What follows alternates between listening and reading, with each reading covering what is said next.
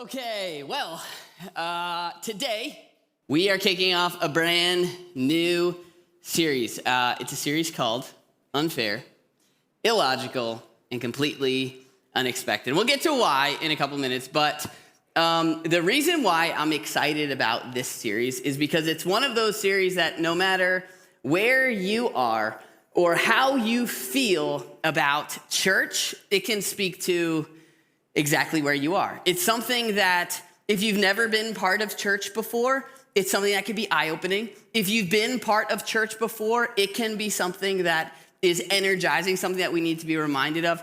I would suggest that if you're a church person and your faith has felt dry or heavy, it might come back to what we're talking about over the next couple weeks.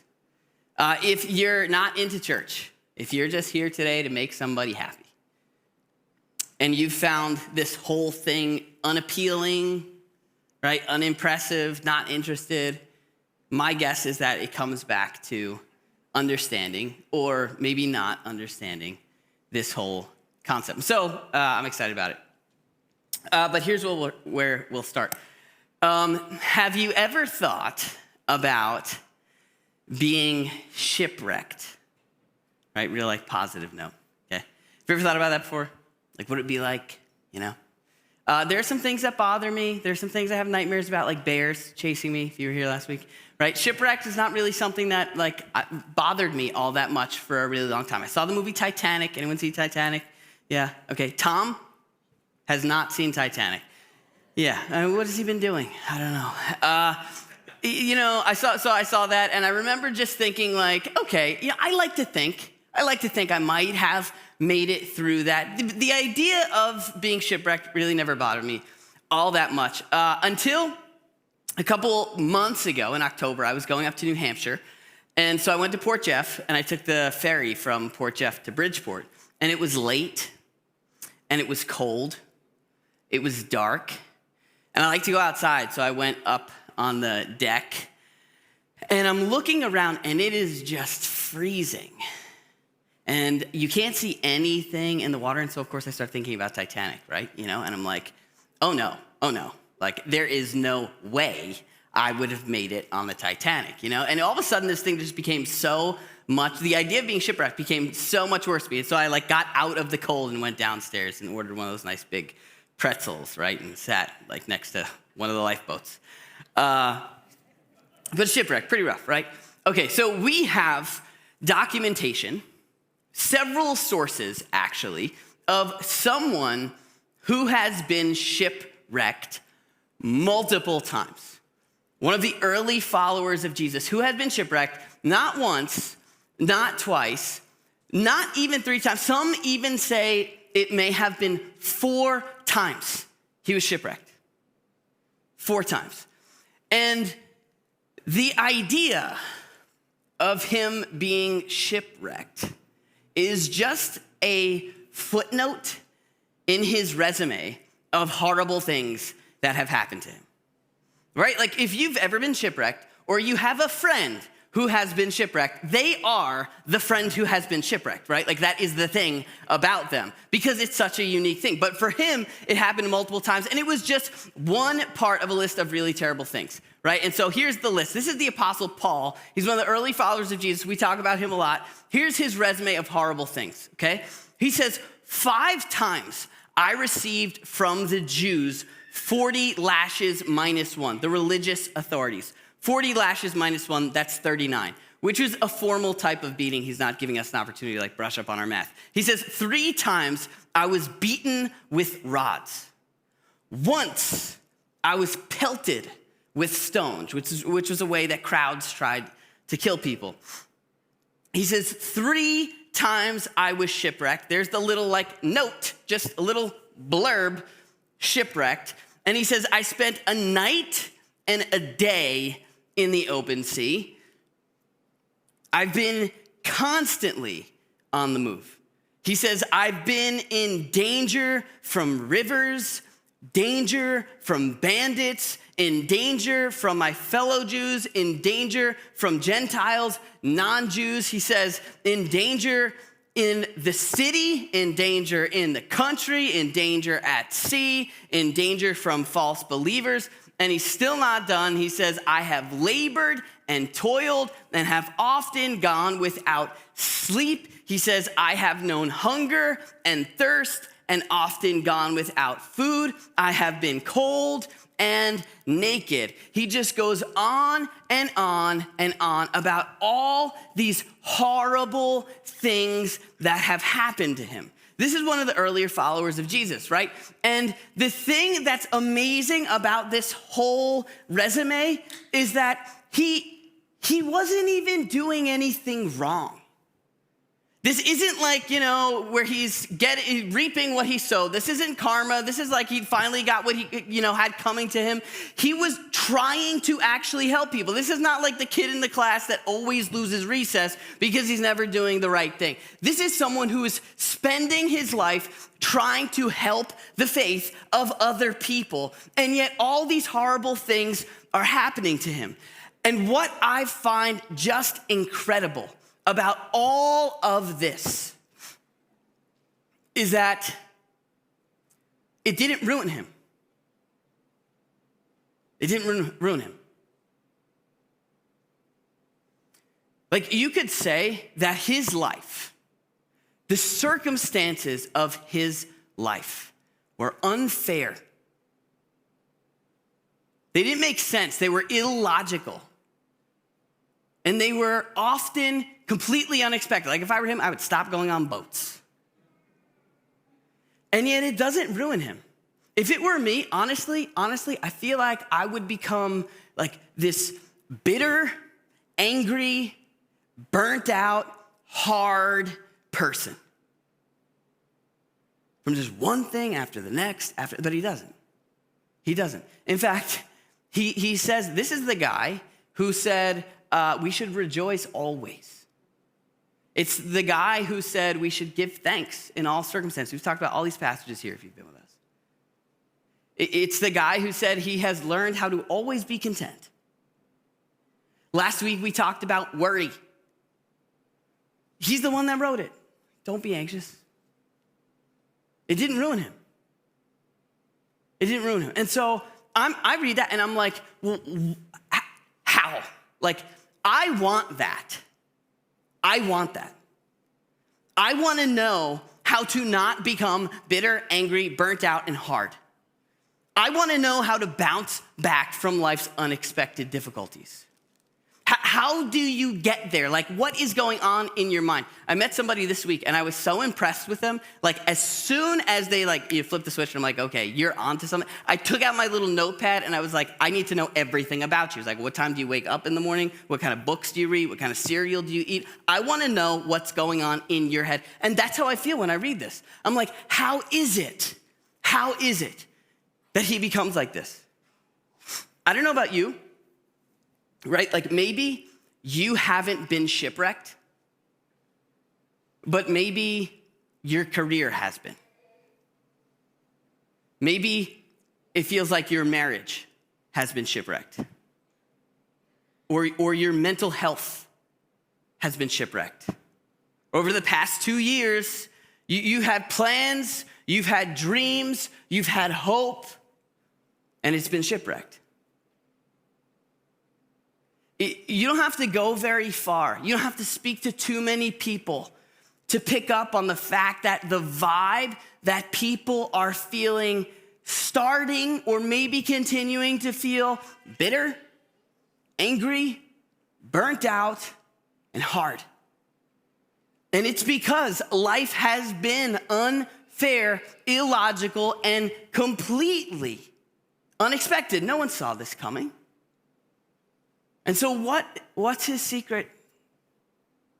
How does he do it? Over the next couple weeks, we're going to be talking about this concept. It's one word, and it's his secret. To him, he talks about it in a bunch of different places, but to him, it's what transformed him. It's what motivates him. It changes the way he sees his weaknesses. It changed the way he saw his circumstances. It's what gave him peace. It's what stopped him from becoming bitter, angry, burnt out, and hard after the beatings, the hate, the danger, and the shipwrecks. Here's what he says. Ready? He says, by the grace of God, I am what I am. And it's like, to clarify, he says, and his grace to me was not without effect. Like, it did something. It had changing power. It had the ability to push me forward. He goes on, he says, I worked harder than everyone. It changed him from someone who literally was trying to stop the church to someone who had given his life to pushing the whole mission forward. It's what gave him patience. It's what gave him peace. It's what it changed him from the inside out. And my what I would guess, right, or what I would suggest is that if you're feeling dry, if you're feeling like your faith is heavy, it comes back to this understanding of grace.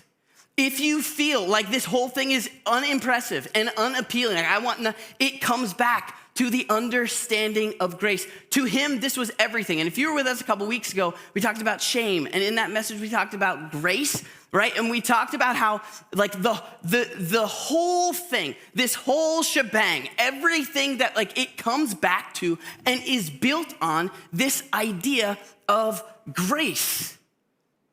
Grace. It's one of the words that is used most often to describe God himself. And it has the ability to change everything. Everything. In fact, I would even suggest that if you don't understand grace, you won't understand God. The problem, at least the problem for me, is that grace has become kind of this vague, hard to define idea, you know? It's that maybe it's like the name of your friend. It's the thing you say before dinner. Like there are all these things that come, it's not as concrete or as understandable as something like joy or love, right? And my guess for you, or at least what I would suggest, or if you're like me, when I've sat through messages like this, when the word grace comes up, you know how you know if the term to you has been a little diluted? When the term grace comes up, it's kind of a letdown. Like, I was hoping for something else. That's where he's going with this. Every time, the more we understand grace, every time we hear about it, it should feel like a warm blanket on a cold day. It had the ability to do so much for Paul, and it really has the ability to do so much for us, but we have to understand it. And so, in the short amount of time that we have left, my question for you is, what comes to your mind when you think of grace? Someone says grace. They gave you grace. What did they give you? What pictures come to mind? For me, it's like a brand new jar of peanut butter. I'm just kidding. That was from the last series, Peace. For really for me, when I was growing up, and for years after that, well, you can argue I'm still growing up, grace is like, it really came down to this idea of forgiveness, right? When I heard grace, I heard forgiveness. And that's really how we use the term. When I was in high school, some of my teachers would offer like a grace, like when you missed a homework. It was like, did you use your grace? We were given one grace to miss the homework before it hurt your grade. Did you use your grace? I was like, yes, I used it on week 1, right? Like you were given one thing, let off the hook, you're forgiven, you're not held accountable, they let you go. It was a grace. Or maybe you have student loans and there's a grace period where it's not forgiven, but they don't make you pay. You know, I don't really think that's accurately named, but most of the time when we think about grace, when we say extend some grace, really what we're talking about is let them off the hook. Don't hold them accountable. Forgive them. And while forgiveness may be part of the idea of grace, there's a bunch of different problems with it.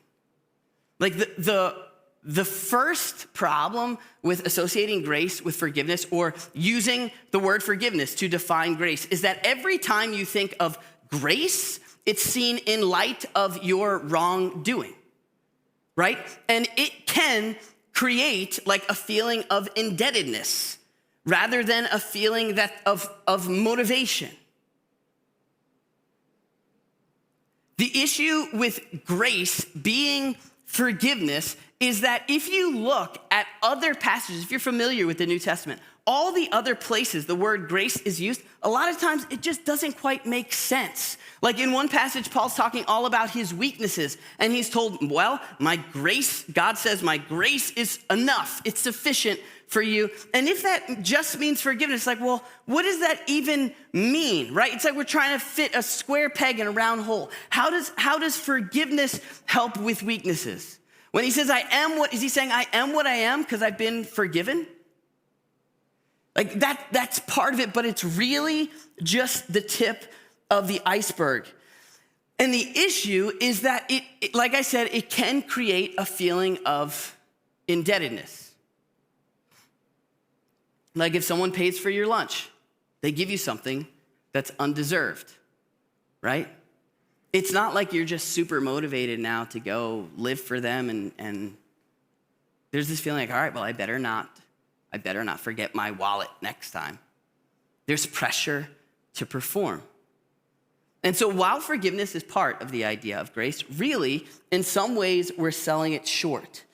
Grace is part of forgiveness, but it's not something that can give you motivation. It's not something that can give you peace. Like worried in life and just being told you're forgiven, that's nice, but I don't see how that connects to the uncertainty of my circumstances. Or maybe you were told that grace is the free gift of God. That was another idea that was presented to me. And yes, that's true. It is a free gift, which is kind of redundant. But it's something that God, but what is it? And then it'd be like, well, it's forgiveness. And here we are again. So the question is, what is grace? How do we define grace? Grace, the theological, the most common agreed definition among people who study this stuff, is that grace is unmerited favor. Favor. So there you go. 2 more words nobody uses. Unmerited favor. The idea of favor. To have favor for someone or something is to like, to support, to approve, to get behind someone, to feel like fondly toward them. Like think about the way you feel about someone who is your favorite. That doesn't work completely, right? Because the word favorite implies that like other people are, but just forget about other people. Think about how you feel towards someone who's your favorite. You're in their corner. You want what's best for them. One person describes it as like the undeserved attitude of loving kindness, hoping, wishing, wanting for them to prosper. It's the idea that God is in your corner. And it's not just favor. It's not just favor, it's unmerited favor. Now, the word unmerited, often we translate it undeserved, or we just say, okay, unmerited, undeserved, right? But really, like if you think, when we're trying to understand grace, you have to understand that favor as something that's not like it's independent from how you perform. It's not because you've performed bad or because you've performed well. It's Totally independent. Like when God decides to give us his favor, his support, his grace, he does not consult our resume. And that's like so important. For me, at least, like it needs to be redefined, not as undeserved favor, but really favor that's untouchable. Like it doesn't matter how far I fall or how much I doubt or how many times I fall back into that habit. God's like concern, his love, his attitude of persistent loving kindness cannot be changed by what I do or don't do. It's totally independent of it. It's unmerited. You know, like the whole idea of like having a grace for one homework assignment, it's nice. I appreciate being let off the hook, but if that's not grace, you can't use up grace, right? If grace is something that's simply undeserved, like I said before, you can very quickly feel like, well, now I've got to work harder, right? And this is how we understand our human relationships. If I do something wrong and someone lets me off the hook, it doesn't give me like peace or motivation or a sense of contentment. It makes me feel like I've got to work harder. I better not mess up again. And that's how some of us are living in our relationship with God, because that's how we understand grace. Okay, he's forgiven me once. Now I better get my act together. And that's not liberating. That's a weight you have to carry. That's a job you sign up for. But if you understand it as something that's independent, it does not change. It's untouchable. It's the idea that God is in your corner and there's nothing you can do to get him out because you didn't do anything to get him in. In fact, there's a passage that Paul writes, like later on in one of his other letters. He talks about people that have fallen from grace. You might have heard that before. We typically apply that to people in totally the wrong way. When someone starts doing like the wrong thing, we're like, oh, they've fallen from grace. When Paul is explaining it, he's actually talking about people who are trying to win God's approval by doing the right thing. They're leaning on their performance. He's saying, no, it has nothing to do. He is in your corner and there's nothing you can do to get him out. I think the most vivid or the clearest picture we have for this in our lives is the way a parent feels about a newborn baby. You think about that. Especially if you're the mom, like you're in the hospital holding the baby. That child has just caused you a world of pain. And now it's gonna take your sleep. All it's gonna do is like eat, scream, and poop for the next several months, and it's gonna be your mess to clean up. There is nothing that child has done to win your favor. It's just there. And you can't shake it. It is a deep concern, like you stay up at night just hoping and praying for the future of this child that has done absolutely nothing for you. I remember when we came home from the hospital, when my second child was born, Logan, in my bedroom, we had like our bedroom, then there was this wall, and then there was their bedroom, and you had to go out to get out of our bedroom, and then around this little hallway to get in their bedroom. And I remember as soon as we brought him home, like I walked over to the wall and just like kind of pushed on it and thought, all right, like if in the middle of the night I can't get out the door, can I break down this wall, right?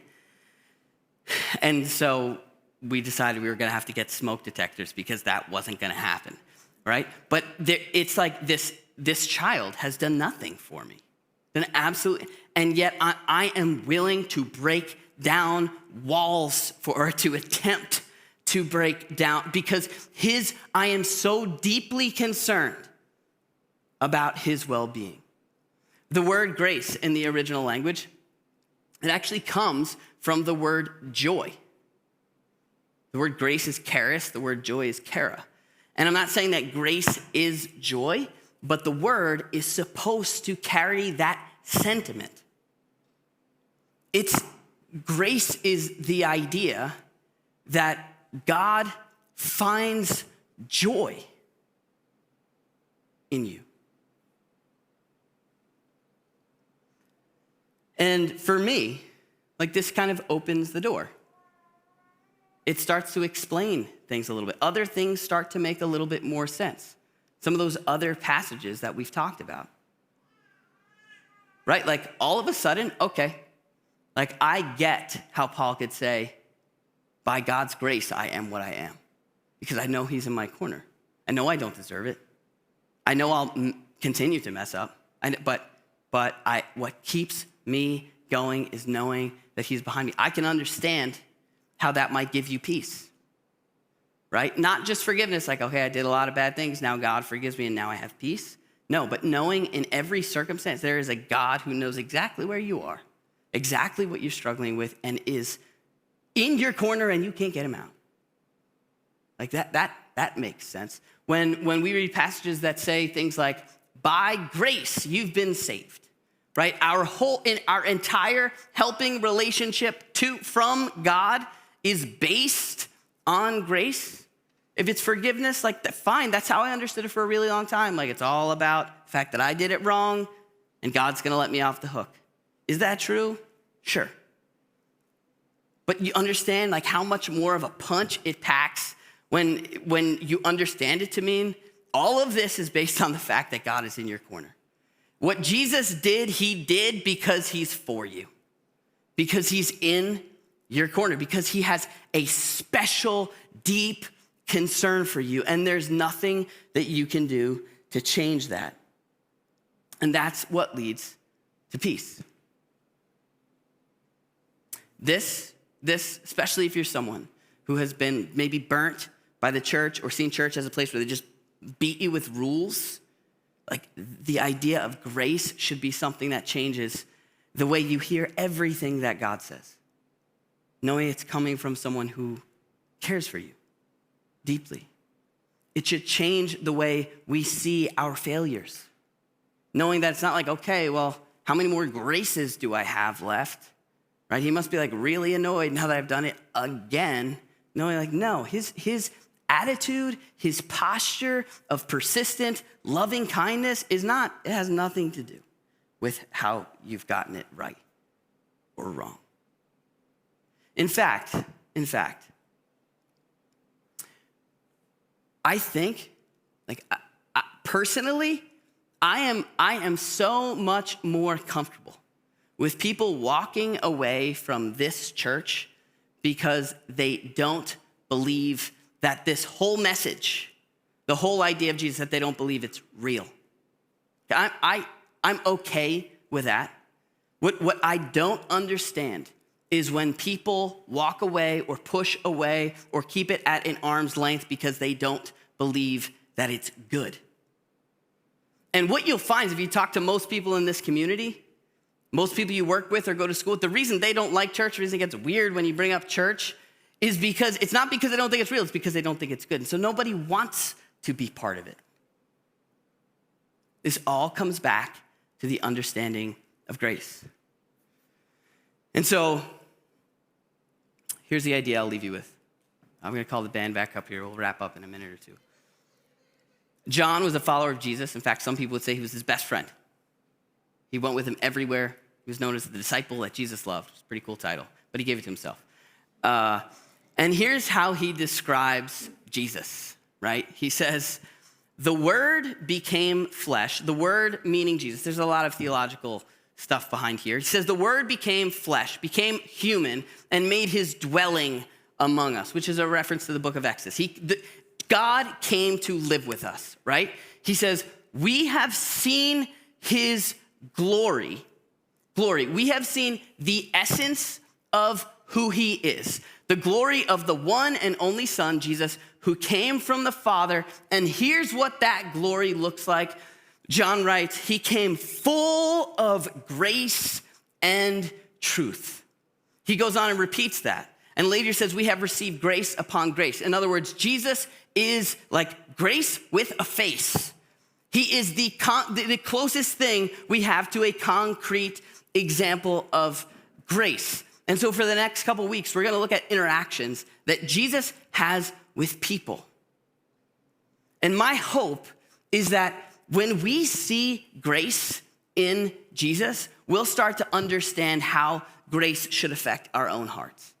And I think if your faith feels dry, I think grace is the answer to that. If it feels heavy, I think grace is the answer to that. If you want nothing to do with God, I want you to understand that grace really is the answer to that. When life is unfair, illogical, and completely unexpected, if we want to not become bitter, angry, burnt out, and hard, we need to understand grace.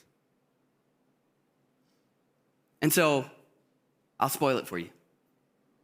What I think you'll see in the life of Jesus, grace itself, the nature of grace itself, it doesn't keep score. It doesn't operate on the basis of fairness. It doesn't make a ton of sense, like it's not super logical, and each time, no one sees it coming. In other words, grace itself is unfair, illogical, and most of the time, it's completely unexpected.